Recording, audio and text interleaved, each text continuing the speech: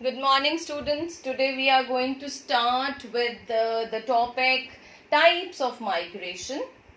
It has been taken from the chapter 3rd, 8th standards, chapter number 3rd, migration.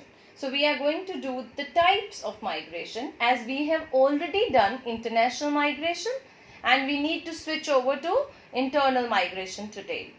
But before I start with internal migration, I just want to conclude international migration, that whatever we have done in international migration. So as I have told you, the movement of population from one country to another across the international borders is called international migration. So it has two main aspects to be known. First is immigrant and second is emigrant. A person who indulges in immigration is known as immigrant. And a person who is indulged in emigration is known as an emigrant. What is immigration and what is emigration? Immigration is the action of coming to live permanently in a foreign country. That is called immigration.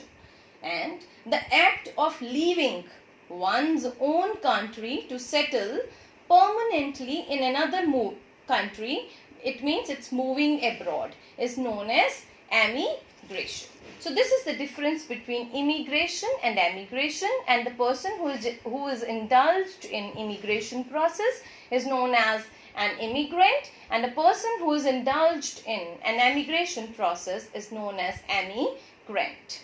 In this topic, international migration, we have also done brain drain. What is brain drain? It is the migration of skilled human resources from one nation to another. What is brain drain? That is the movement of skilled. Those who are working with the skill move from one place to another. So, skilled human resource is moving from one's country to the another in search of better work.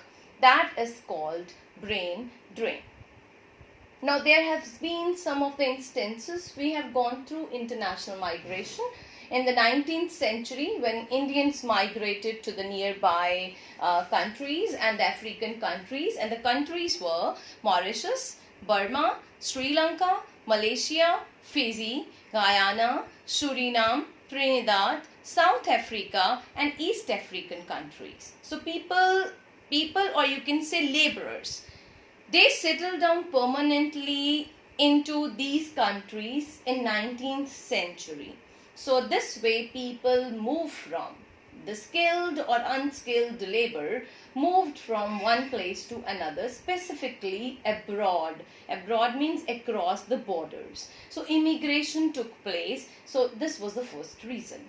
Then the second reason over here was 1947 partition between India and Pakistan. So because of that also 15 million people moved across the borders. So this way one more process, international migration, actually added into. In the 1970s, it is taken as brain drain period. Why? Because USA, UK, Canada and Western European countries, these are very well developed countries, and people over here, the countries which are developing, in a stage of developing, over there people who are educated, who gain skill and they get work in these countries, so they start moving for the better facilities, better job opportunities and salary. They move to the big countries like USA, UK and Canada. In 1970 onwards it started happening, and this time period is known as brain drain time period as well. So this we have done about international migration so far, and now I am switching over to another type of migration which is said to be internal migration. So we are going to do, first of all, what do you mean by internal migration? So internal migration refers to people within a country moving to another location within the borders. It is not across the borders. It is within the country, from one state to another state, from one city to another city. So these are the types which are written over here. This way this migration happens. The first is rural to rural. This is the first type of internal migration which happens in the country. Second is rural to urban. And then is urban to urban. And then is urban to rural. So first of all, we should know that these are the types which can be, means internal migration can be classified into. So internal migrants can be classified from into 4 streams, which I have already told you: rural to rural, rural to urban, urban to urban, and urban to rural. So first of all, we'll be starting with rural to rural.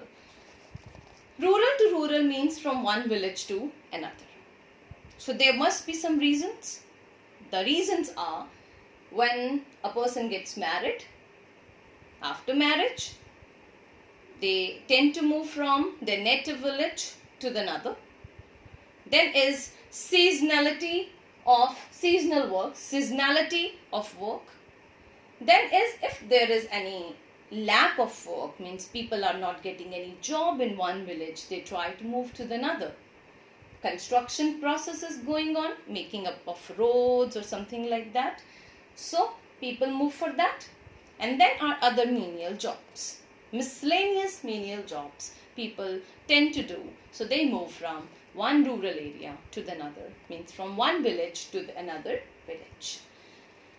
Normally in this, Green Revolution has played a very vital role. The Punjab, Haryana and Western Uttar Pradesh in 1960 generated considerable migration of labor force from depressed areas of eastern Uttar Pradesh and Bihar to these areas. So they all migrated in search of better economic opportunities. Similarly, thousands of villagers have moved to plantations in Bengal and Assam as laborers. So these Assam and Bengal, when we talk about, so it is about the village of Assam and the villages of Bengal.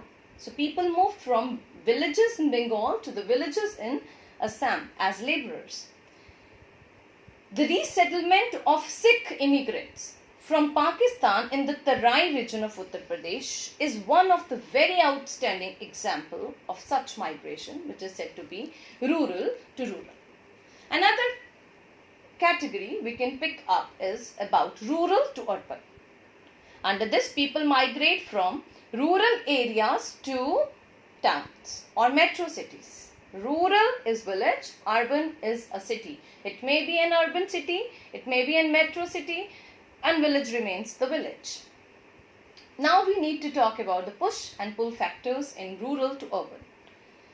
So what are push and pull factors? First of all, the push factors. In rural areas, poverty, unemployment, low and uncertain wages, uneconomic land holdings and poor facilities for education, recreation and other service work as push factors. So whenever the things are lacking, so they push people from one place to another. So they are called push factors. Now is about the pull factors. What are the pull factors? Just contrary to that. Whatever we have written in push factors, just opposite to that will pull. So if there was poverty, here is the good opportunities. If there was unemployment, here is employment. If there was low and uncertain wages, they are the regular and high wages. If there were no fixed hours of working, here are the fixed hours of working. Better amenities of living, facilities and education and socio-cultural activities. So these all things are there. So they pull people or population from the rural areas to the metro cities. So this is all about the rural to urban population change or the migration. Then is urban to urban. When people move from small towns to metro cities. Here we are concerned about urban to urban means from small towns to the big towns. From small towns to the metro cities. This is called urban to urban. Under this, people migrate from small towns with less facilities to large cities or metro cities with more facilities. This is the reason that metro cities have grown at a much faster rate as compared to the other towns. Over here, some of the vacuum will be created in the urban areas or in the villages, because people move from rural area to urban areas. Now the vacuum has been created over there. Vacuum has been created over there where the urban people have moved to another urban cities, and here the vacuum is created. Less population has been created in the small cities. Over there the rural people will start migrating. Now we have the D type, that is the urban to rural. So urban to rural is such a movement takes place at the advanced stage of urbanization, when urban centers are characterized by over-congestion, one of the reason, haphazard growth, high cost of living, heavy pressure on public utilities, and unemployment. So these would be the reasons for urban to rural movement or migration, which will be considered in internal migration. So up till this we have done. So we have concluded international migration, and now we have done the international migration. With this, the topic types of migration is over. I hope it is understood, and if any queries are there, you may ask me the questions. Thank you.